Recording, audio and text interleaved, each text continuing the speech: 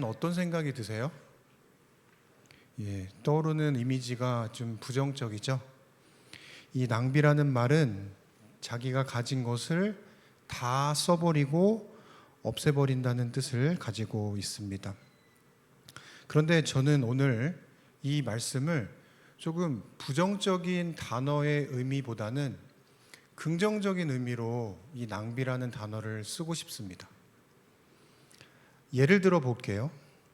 이제 명절이 곧 다가오는데요. 1월이 되면 명절이잖아요. 이 명절 때가 되면 사람들이 자기 고향집으로 이렇게 다들 떠납니다. 그러고 나면 어떤 집들은 뭐 가까운 집들이 다 있지만 대부분의 사람들은 또 고향집들이 멀기 때문에 도로에서 뭐 길게는 10시간 또 7시간, 5시간 뭐 이렇게 긴 시간을 도로에서 이렇게 보냅니다. 제가 그것을 보면서 어떤 생각이 들었냐면 무엇 때문에 우리가 이렇게 시간을 낭비하고 돈을 낭비하고 우리의 힘을 낭비해서 이렇게 도로에서 다 소진하는 것일까라고 생각을 하면서도 우리가 그런 낭비를 하면서도 그 낭비의 목적이 사랑하는 가족을 만나고 부모님을 만나고 형제를 만나고 친구를 만나고 하는 그런 것들을 우리는 이 낭비라는 것을 통해서 한다고 생각할 때 이 낭비가 그냥 부정적이지만은 않다라고 하는 것을 우리가 알 수 있겠습니다. 그래서 저는 오늘 이 낭비라는 단어 앞에 거룩한이라고 하는 단어를 붙여서 거룩한 낭비가 이 성경 속에 무엇인지를 여러분들에게 좀 풀어드리려고 합니다. 함께 마가복음 4장 3절에서 8절에 있는 말씀을 찾아보도록 하겠습니다. 어제 말씀드린 것처럼 저는 한 주 동안에 PPT에 성경 말씀을 띄우지 않고 여러분들 가지고 계시는 성경책을 직접 찾으시고 또 성경 앱을 열어서 성경을 보시면 좋겠습니다. 마가복음 4장 3절에서 8절에 있는 말씀 제가 읽겠습니다.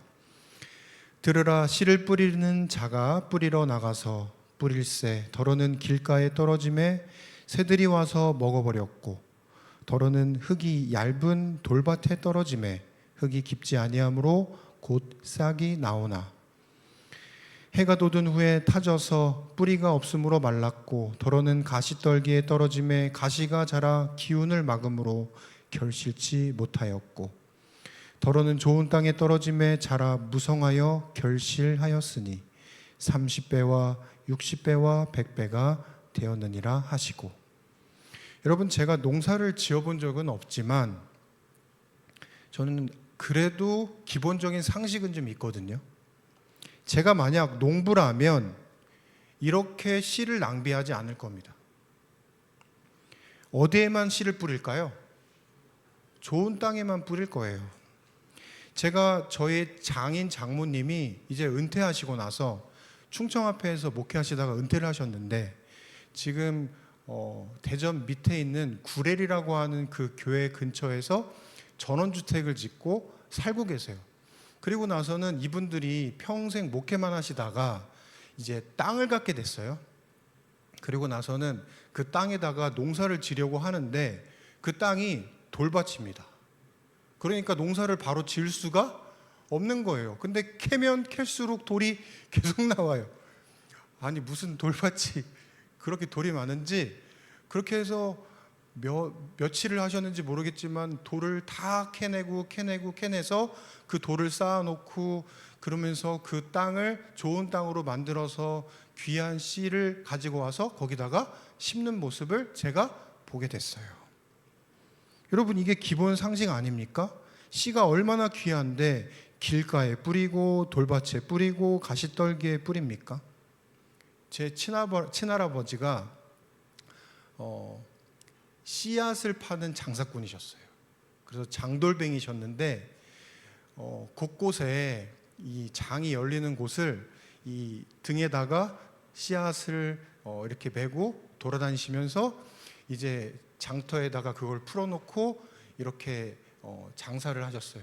제가 그 할아버지가 무슨 일 하시는지를 잘 몰랐는데 어느 날 저희 아버지가 그 할아버지의 사진이 신문기사에 나왔다고 그러면서 찍힌 사진을 한번 보여준 적이 있었는데 이렇게 그 씨앗을 이렇게 펼쳐놓고 그것을 봤습니다. 그래서인지 몰라도 저는 이 씨를 그렇게 길가에다 뿌리고 돌밭에 뿌리고 가시덤불에 뿌리는 게 이해가 안 갔습니다. 여기 앉아 계신 분들도 저와 똑같은 생각을 하시리라 생각합니다. 그 귀한 씨를 좋은 땅에만 뿌리려고 하시겠죠. 그런데 이 예수님의 이 비유 속에서 씨 뿌리는 자가 누군지를 알게 되면 왜 길가에 뿌렸는지, 왜 돌짝밭에 뿌렸는지, 왜 가시덤불에 뿌렸는지를 알게 될 것입니다. 물론 예수님 당시 유대인들의 농사 짓는 방법이 이런 것일 수 있겠지만 우리는 결론적으로 이 씨를 뿌리는 분이 하나님이시고 그 씨는 누구예요? 바로 예수님, 하나님의 복음의 씨앗이 이 세상에 뿌려지는 것을 말씀하고 있는 것입니다. 그리고 그 마음밭에, 사람들의 마음밭이 각각 다르잖아요.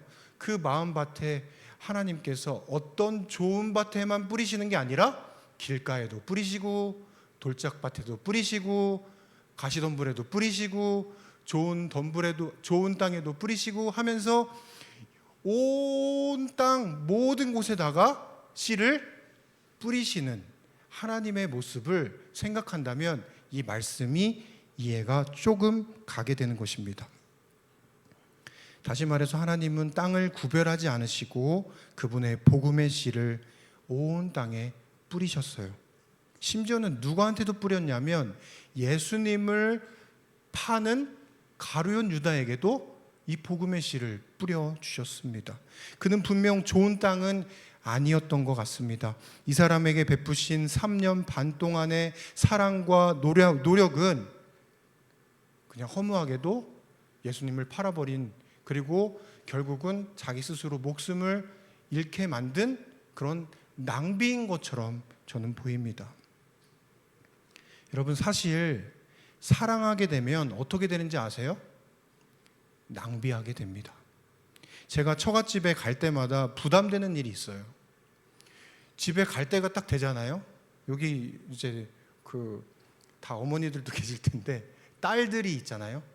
저 이봉길 선생님의 딸이 이은화 사모님인데 저랑 대학에서 같이 이렇게 근로를 같이 했던 경험이 있습니다. 근데 만약에 한번 상상해 보세요. 이 자녀가 부모님 집에 왔다가 이제 돌아가게 된 겁니다. 근데 그 처갓집에 가면 집에 돌아갈 때마다 저의 차에 그 공간이 크지가 않은데 짐을 잔뜩 실어주세요. 뭐 이것도 먹어라, 이것도 싸가라, 저것도 싸가라 그러면서 바리바리 싸서 넣어주시잖아요. 그러면 집에 딱 도착해서 그곳을 집 주차장에서 집까지 운반하는 것도 힘들어요. 그리고 그걸 다 먹느냐, 나눠주고도 너무 많아서 다 못 먹어요. 그래서 어떤 때는 버려야 되는 때도 있었습니다. 이게 무슨 낭비입니까?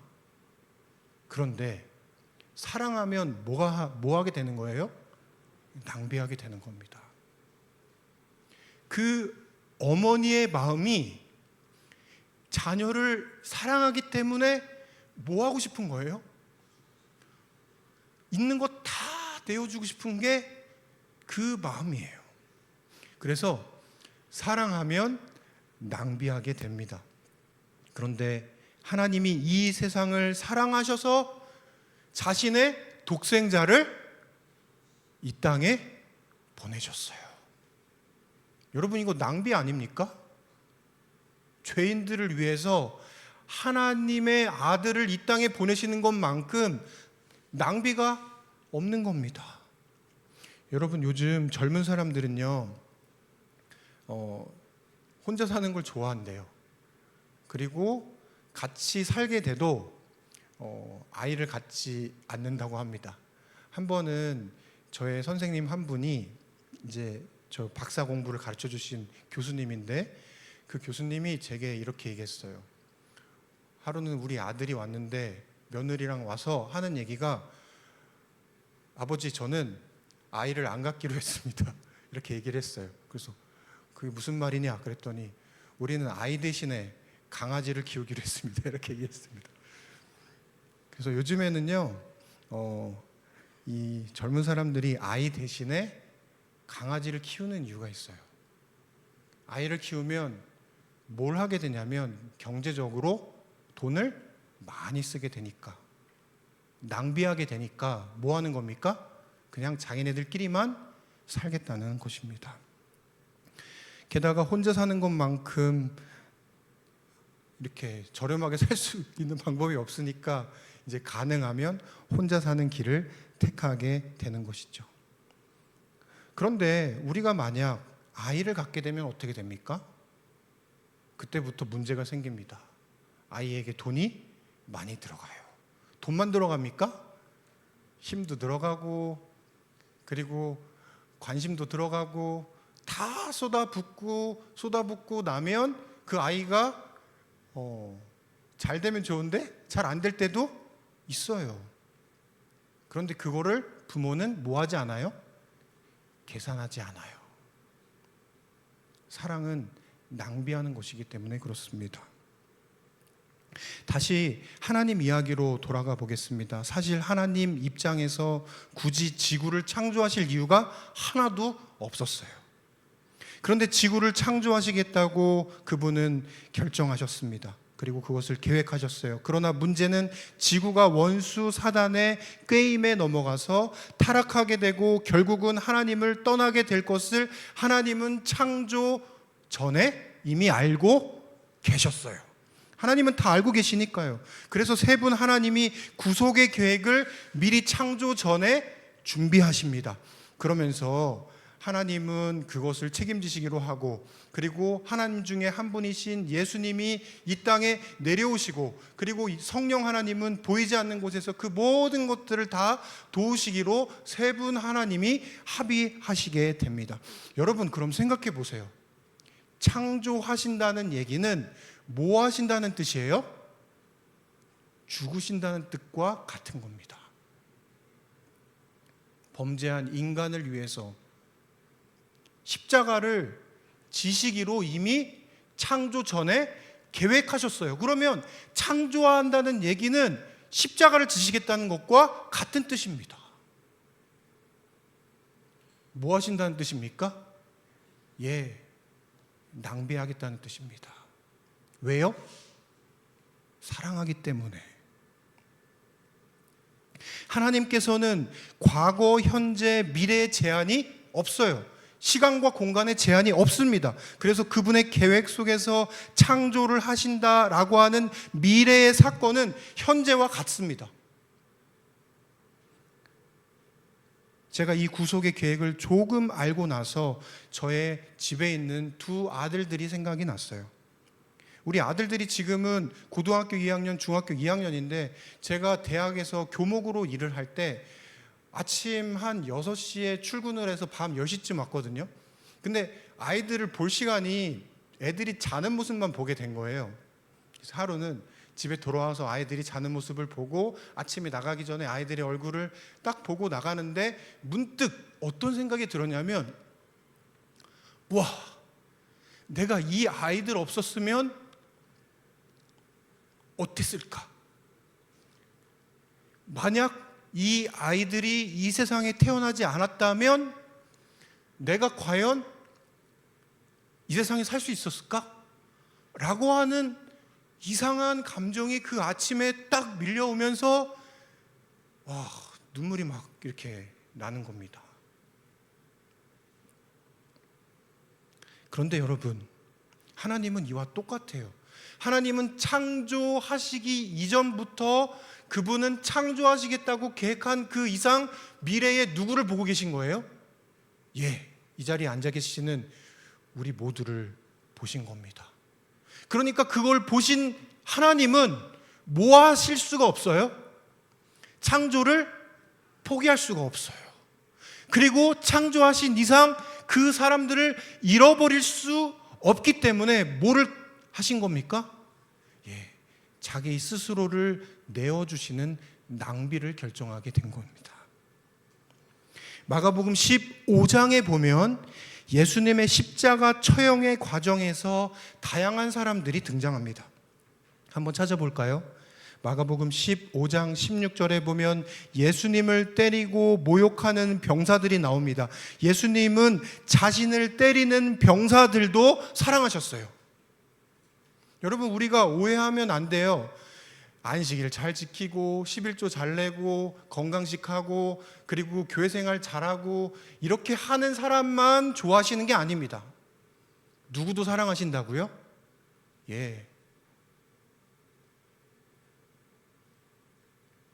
그분을 때리고 모욕했던 그 병사들도 사랑하셨어요. 21절 구레네 사람 시몬도 예수님 그분은 사랑하셨습니다. 억지로 십자가를 졌는데도 불구하고 그 사람을 사랑하십니다. 여러분, 우리 직원 선거 끝났죠? 억지로 질 때가 있잖아요. 근데 그 억지로 직원 선거로 우리 교회를 위해서 일하게 된 그 사람도 예수님이 뭐 하신대요? 사랑하신대요. 억지로 해도 사랑하신대요. 우리 인간적인 마음에서 억지로 하면 사랑하기 어렵잖아요. 35절에 보면 예수님을 조롱하고 비아냥거리는 이 구경꾼들이 있었습니다. 그냥 멀리서 자기는 아무것도 아닌 척, 고고한 척 하면서 구경했던 그 사람들도 사랑하셨어요. 39절에 보면 백부장이 등장합니다. 그런데 이 사람이 놀라운 고백을 해요. 이분은 참 하나님이시다. 그런데 그 사람은 유대인이 아니었습니다. 외국인도 어떤 나라의 민족의 사람도 그리고 그 사람이 어떤 인생을 살아왔든지 상관없이 예수님은 그 사람을 사랑하세요. 40절에 보십시오. 예수님을 따르는 슬픔에 빠진 여인들도 동정하십니다. 당시의 사회적 약자들, 그런 사람들도 예수님의 사랑의 대상이셨어요. 그분이 십자가를 지고 가는 그 여정과 십자가에 달려 돌아가시는 그 모든 사건 속에서 등장하는 이 사람들 한 사람 한 사람을 예수님 잘 믿고 예수님을 사랑한 사람만 사랑한 게 아니셨어요. 모두를 위해서, 여기 보니까 아리마대 사람 요셉도 사랑하셨습니다. 부자도 사랑하고 가난한 사람도 사랑하십니다. 여러분, 오해하지 마세요. 돈 많다고 예수님이 미워하지 않습니다. 예수님보다 세상을 더 좋아해도 예수님은 그 사람을 사랑하십니다. 44절에 보면 비겁한 세속적 인간 빌라도가 등장합니다. 예수님은 자신의 신변을 위해서 공의를 저버린 정치인도 사랑하세요. 여러분, 그러면 트럼프도 사랑할까요? 하나님이? 사랑하세요. 이 세상의 모든 불의한 정치인도 그분의 사랑 안에 포함되어 있다는 말씀입니다. 그러니 예수님의 복음의 씨는 이런 모든 사람들을 위해서 뿌려지는 것입니다. 어디에도요? 길가에도 뿌려지고 돌밭에도 뿌려지고 그리고 가시덤불에도 뿌려지고 그리고 좋은 밭에도 뿌려지는 것입니다.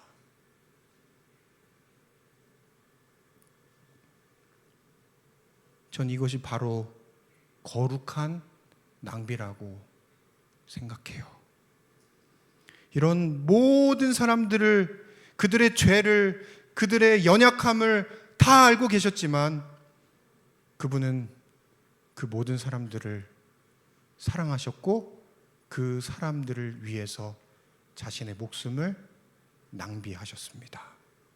거룩한 낭비인 거죠.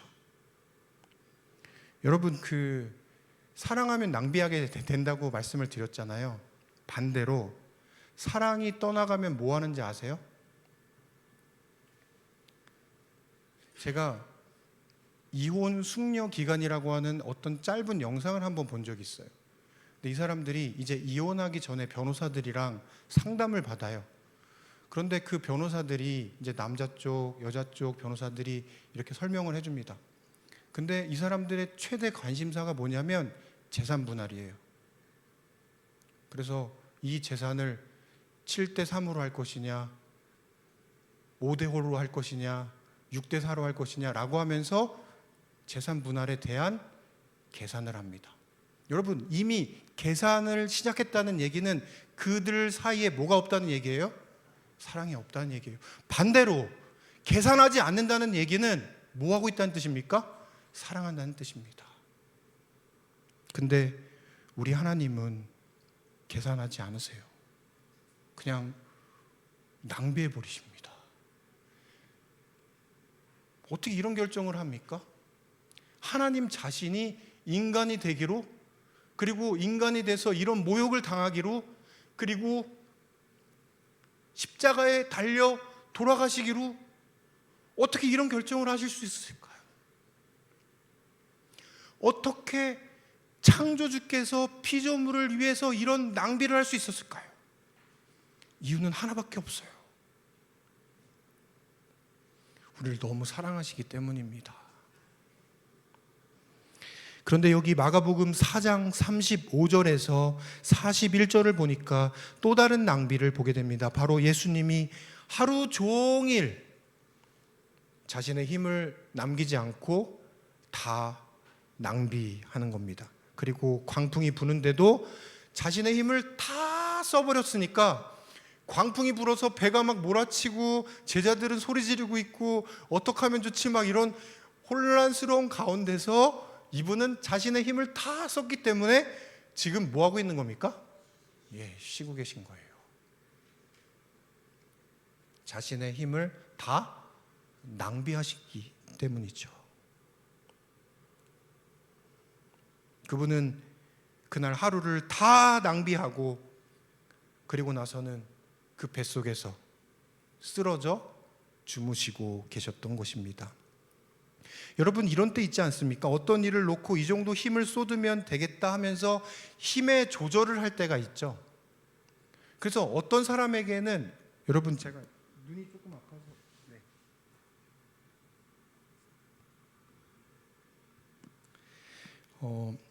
어떤 사람에게는 일을 놓고 이 정도만 하면 되겠다라고 생각하는 그런 일이 있죠. 그리고 힘을 뭐 합니까? 아껴요. 힘을 낭비하지 않는 겁니다. 여러분, 질문을 드려볼게요.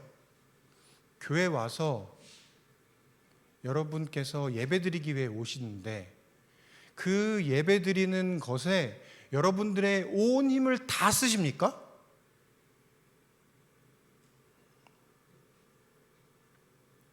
사실 하나님은 우리를 위해서 다 주셨고 그분은 모든 것들을 다 낭비하셨는데 사실 우리는 그분의 자녀로서 그분을 예배하기 위해 왔지만 그분을 위해서 우리가 다 드리고 있습니까? 그렇지 않아요.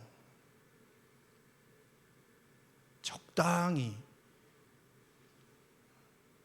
우리의 힘을 조절하고 아끼고 계산합니다. 그만큼 우리는 하나님을 뭐 하지 않는 거예요?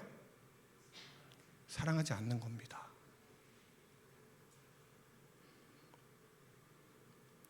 마르바 던이라고 하는 한 신학자가 자신의 책에서 이런 얘기를 했습니다. 예배는 그리스도인으로 살아가려는 열정을 심어주고 더 열정적인 예배로 나아가게 하는 고귀한 시간 낭비다.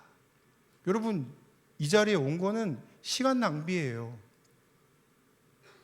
그렇지 않습니까? 지금 이 시간에 내일 일하러 가시려면, 그리고 내일 할 일들이 있다면 뭐 하시는 게 나아요? 집에서 쉬는 게 나아요.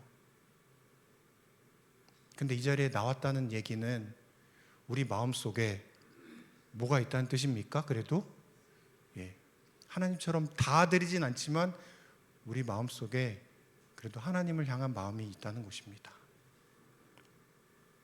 고귀한 시간 낭비인 거죠. 하나님께서 우리를 위해 거룩한 낭비를 하셨듯이 우리 예배자들도 고귀한 시간 낭비를 매주 안식일마다 하고 있습니다. 그러나 예수님은 하루에 쓸 힘을 남김없이 광풍 속에도 잠이 안 깰 정도로 자신을 낭비하셨습니다. 오늘 우리는 어떤가요? 예수님은 우리에게 이렇게까지 낭비하시는데 우리는 그분을 향해 나의 시간을 드리는데 아끼고 있진 않습니까?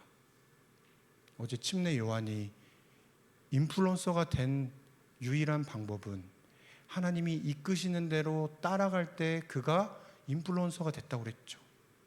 밤마다 하나님의 말씀을 읽고 묵상하고 그 말씀대로 순종하며 살아가기로 결심한 침례 요한의 이야기를 놓고 본다면 오늘 우리는 어쩌면 우리가 가지고 있는 시간을 내가 좋아하는 것들로 다 써버리고 아주 짧게 혹은 아예 없이 하나님을 위한 시간이 그냥 없이 그렇게 지나가고 있는 것은 아닌지, 이 연말 기도주일 이 한 주 동안 우리의 마음을 다시 한번 살피면 좋겠습니다. 그리고 나서 예수님은 이렇게 광풍까지 뚫고 나서 바다 건너편 거라사 지방에 가시는데 하신 일이 딱 하나밖에 없더라고요. 저 이 말씀 보고 너무 신기했습니다. 광인 두 사람을 만난 사건, 그것밖에 없습니다. 그러고는 다시 원래대로 배 타고 돌아가십니다. 이 전체 스토리를 보고 나면 예수님은 참 비효율적인 분이라는 생각이 들었습니다. 아니, 여기에 무슨 집회가 있는 것도 아니고 미친 사람 둘을 고치고 그 마을 사람들이 귀신이 돼지에게 돌아가게 돼서 수천 마리의 돼지가 죽자 뭐 하게 된 겁니까? 예수님을 쫓아냈어요. 그래서 예수님이 하신 거는 어렵게 광풍 뚫고 와서 한 일이 이 미친 두 사람 고치고 간 일밖에 없었어요. 그런데 여러분, 복음서를 보면 이런 일이 한두 번이 아닙니다. 예수님은 우리의 기대와 달리 한 사람을 만나시기 위해서도 3년 반이라고 하는 그 짧은 시간, 그분의 공생애 동안에 그 짧은 시간 동안에도 한 사람 만나기 위해서 찾아가셨어요. 어쩌면요, 이 거라사의 두 광인을 만나기 위해서 뭐 하신 겁니까? 자신의 시간을 낭비하신 겁니다. 사마리아의 여인을 만나기 위해서 시간을 쓰셨고, 그리고 이방의 수로보니게 여인을 위해서 그분은 또 만나는 일을 자청하셨습니다. 그 바쁜 와중에서 삭개오 집에서 또 머무셨어요. 얼마나 할 일이 많은데, 얼마나 큰 일을 하실 분인데 이렇게 시간을 낭비합니까? 오늘 이 땅에 예수님이 오셨다면 이 자리에 있는 우리 한 사람 한 사람을 이런 마음으로 만나셨을 겁니다.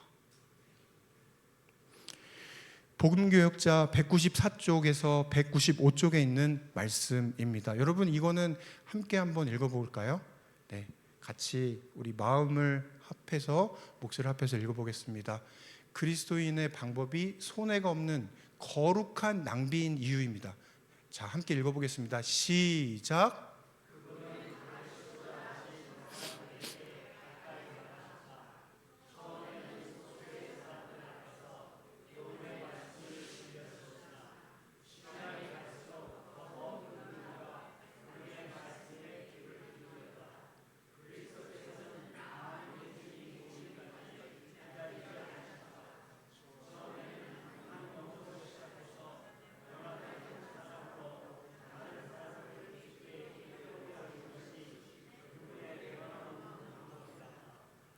그리스도께서는 많은 회중이 모이기까지 기다리지 않으세요. 한 사람이 있어도 그 한 사람을 만나러 가십니다. 근데 신기한 건 뭐냐면 그 사마리아 여인 한 사람을 만났지만 그 사마리아 여인 때문에 그 마을 사람들이 예수님을 발견하게 됩니다. 거라사의 그 광인 아시죠? 그 두 사람을 남겨두고 떠났지만 그 두 사람이 그 마을을 준비케 하셔요. 이게 예수님의 전략, 전도 방법인 것 같습니다. 그러고 보니까 우리가 느낄 때는 예수님은 너무 낭비하는 것처럼 보이지만 하나님의 이 비즈니스 안에서는 하나도 낭비되는 것이 없어요. 우리의 눈에는 그분이 낭비하신 것처럼 보이지만 정말 하나님의 큰 그림 안에서 놓고 보면 하나도 낭비됨이 없다는 것을 우리가 알게 됩니다. 이제 이야기를 좀 줄이면서요, 마지막 한 이야기를 좀 들려드리고자 합니다. 한국 기독교 교회사 책을 읽다가 제가 흥미로운 이야기 하나를 보게 되었습니다. 1866년 7월에 어느 날 로버트 토마스라고 하는 한 선교사가 원래는 중국 선교를 꿈꿨다가 한국에도 복음이 필요하다는 이야기를 이 선교사 그룹들에게 듣고 난 다음에 그럼 내가 한국으로 가겠다. 아직 한국에 복음이 들어가지 않았다면 내가 가겠다라고 하면서 이 배를 탑니다. 그리고 나서 이 배가 제너럴 셔먼 호가 이 강을 거쳐서 이제 계속 상류로 올라가고 있었습니다. 그러면서 그 배 위에서 이 젊은 청년이 편지를 씁니다. 나는 상당한 분량의 책들과 성경을 가지고 떠나갑니다. 조선 사람들에게 환영을 받을 생각에 저는 가슴이 부풀어 있습니다. 라고 하면서 그 선교 본부에게 편지를 쓰고 있었습니다. 그리고 나서 약 일주일 후 이 셔먼 호가 대동강 입구 상류를 타고 거슬러 올라가고 있는데 평양으로 행진하고 있는데 이 큰 배를 한 번도 저렇게 큰 배를 본 적이 없는 이 조선 사람들이 괴물이 나타났다고 하면서 이제 관청에다가 신고를 했습니다. 그리고 나서는 그 병사들이 이 셔먼호를 향해서 뭐 하기 시작했냐면 이 대동강 입구에 이제 상류 쪽에 오니까 이 배가 멈춰버렸어요. 큰 배니까. 그래서 오도 가도 못하는 상황에 위에서부터 그 불을 붙여가지고 그 배에다가 불을 붙여서 이제 떠내보내기 시작했습니다. 그러면서 이 배에 불이 붙었어요. 그러면서 그 배에 타고 있었던 사람들이 뛰어내리기 시작했습니다. 그러면서 그 뛰어내린 사람들 한 사람 한 사람을 이 병졸들이 칼과 창으로 찔러 죽이기 시작했습니다. 그때 그 일을 우리 역사책에서 찾아볼 수 있어요. 그런데 이 토마스 선교사도 더 이상 배에 있을 수 없어서 그 배에서 뛰어내렸습니다. 그리고 나서는 뛰어내려서 헤엄쳐서 땅에 올라오자마자 병졸이었던 박춘권이라고 하는 한 사람의 칼에 그 자리에서 죽임을 당합니다. 너무 허무하죠. 한국에서 순교한 개신교 첫 선교자가 된 것입니다. 이때 그는 자신을 죽이려던 그 박충권 병졸에게 죽임을 당하면서 성경책 하나를 내밀었어요. 그런데 그 박충권은 이것을 받지 않고 그대로 떠납니다. 그런데 집에 돌아갔던 박충권이 그 죽으면서 자신에게 내밀었던 그 책이 뭔지 궁금해서 다시 그 자리에 돌아와서 그 책을 가지고 돌아왔어요. 그리고 나서는 그 사람이 그 후에 예수님을 믿는 신자가 되고 안주교회라고 하는 그 교회의 지도자가 되었습니다. 그리고 그 버려진 또 다른 성경책들을 박용식이라고 하는 한 사람이 또 그것을 가지고 왔는데 이게 뭐지? 라고 하면서 이 사람이 책이니까 그것을 벽에다가 붙이기 시작했어요. 벽지로 활용을 했습니다. 그런데 그 집이 뭐가 된지 아십니까? 평양 최초의 교회인 널다리골 예배당이 되었습니다. 역사가는 이렇게 끝을 맺습니다. 개신교 최초의 순교자가 된 토마스 선교사의 나이는 불과 지금 여기 와 있는 우리 선교사들처럼 그 선교사분들보다 더 조금 많네요. 27살이었습니다. 그는 이렇게 숨져갔지만 그가 전해준 복음은 한국 교회에 초석이 되었고 그의 순교의 피가 뿌려진 대동강물을 마신 수많은 평양 시민들이 예수님을 믿고 이 역사가는 이렇게 기록했어요. 평양은 한국 교회의 중심이 되었을 뿐만 아니라 동양의 예루살렘이 되었다. 토마스 선교사는 청년 나이에 길가에 떨어져 죽은 시였습니다. 그 사람들 보기에는 이 땅이 뭐였어요? 길가예요. 좋은 땅이 절대 아닙니다. 길가와 같은 땅에 뿌려졌지만, 그리고 누가 봐도 허무한 죽음이었지만, 그리고 그것이 낭비처럼 보였지만 하나님께서는 우리가 보지 못하는 열매를 맺게 하셨어요. 비록 한 해 동안 수고에도 불구하고 혹시 이 교회가 열매를 맺지 못했다 할지라도, 내 삶에 그러한 열매를 보지 못했다 할지라도 하나님께 오늘 나를 드리게 된다면 절대 하나님의 비즈니스에서는 손해보는 일이 우리 교회에, 여러분의 가정에 없을 겁니다. 다시 이 시 이야기로 마지막 마무리를 하려고 합니다. 거룩한 낭비로 뿌려진 이 씨는 온 세상에 뿌려져야만 합니다. 그리고 우리는 사실 누가 좋은 땅인지 몰라요. 그러므로 하나님께서 예수님이라고 하는 복음의 씨를 이 땅에 남김없이 낭비하신 것처럼 우리도 이 땅 살아갈 때 힘 남겨두지 말고, 뭔가 남겨두지 말고, 계산하지 말고 하나님께서 하셨듯이 우리도 다 하나님과 이 세상을 위해서 다 바쳐서 하나의 씨로 드려지게 된다면 그 죽은 씨가 뭐가 될까요? 나중에 열매가 돼서 하나님께서 그 열매의 귀한 열매를 다시 이 자리에 있는 우리 모두에게 돌려주실 것입니다. 우리 모두 낭비되어 뿌려지는 예수의 천국의 씨가 됩시다. 말씀 마치겠습니다.